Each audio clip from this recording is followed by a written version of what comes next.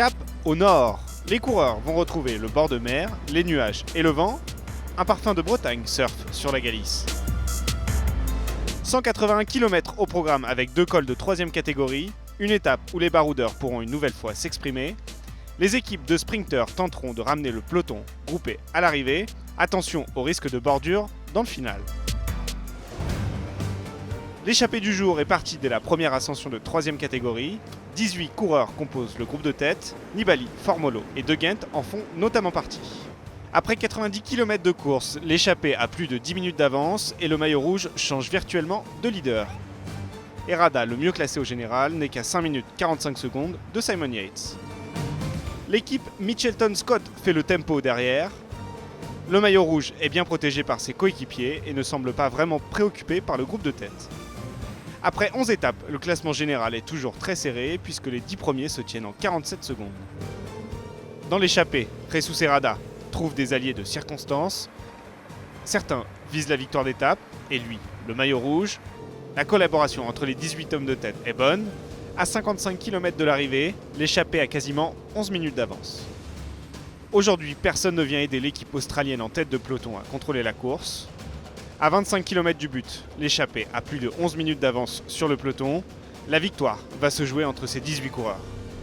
Sous l'impulsion de Formolo et Campenhardt, l'échappée se scinde en deux. Un groupe de 8 coureurs se détache. Herrada est dans un second groupe, mais à 14 km de l'arrivée, il a toujours virtuellement 4 minutes 33 d'avance au général. En tête de course à la flamme rouge, 5 coureurs accélèrent. C'est donc en petit comité que la victoire va se jouer. Campenhardt est en première position, mais Geniez, le français, lance son sprint de l'arrière. Van Barle est dans sa roue. Le coureur de Sky tente de le remonter, mais le français tient et lance son vélo sur la ligne. Alexandre Geniez s'impose au terme d'une belle échappée sur la 12e étape de la Vuelta. Herrada franchit la ligne 2 minutes 33 après le français. Simon Yates a laissé filer son maillot. L'Espagnol est le nouveau leader de la Vuelta. L'année dernière, il avait été champion d'Espagne. Herrada est aujourd'hui le leader de la Vuelta.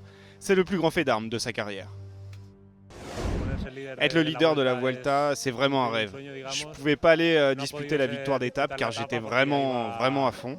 C'est la récompense d'un travail de longue haleine. Maintenant, je vais profiter et essayer de garder le maillot le plus longtemps possible. Belle victoire du français de la formation AG2R La Mondiale, Alexandre Geniez au sprint, devant Van Barle et l'Ukrainien Padun. La belle opération du jour est à mettre au nom de Jesus Herrada. Il portera le maillot rouge demain. Simon Yates est deuxième à 3 minutes 22 et Valverde est troisième à 3 minutes 23. Galopin est toujours le premier français, il est à la 6e place. Les coureurs retrouvent la montagne, 174 km à parcourir, 2 cols de première catégorie et surtout une arrivée au sommet. L'étape de demain promet d'être animée. C'est la première d'une série de 3 étapes difficiles. Les grimpeurs vont être à la fête et Herrada tentera de conserver son nouveau maillot de leader.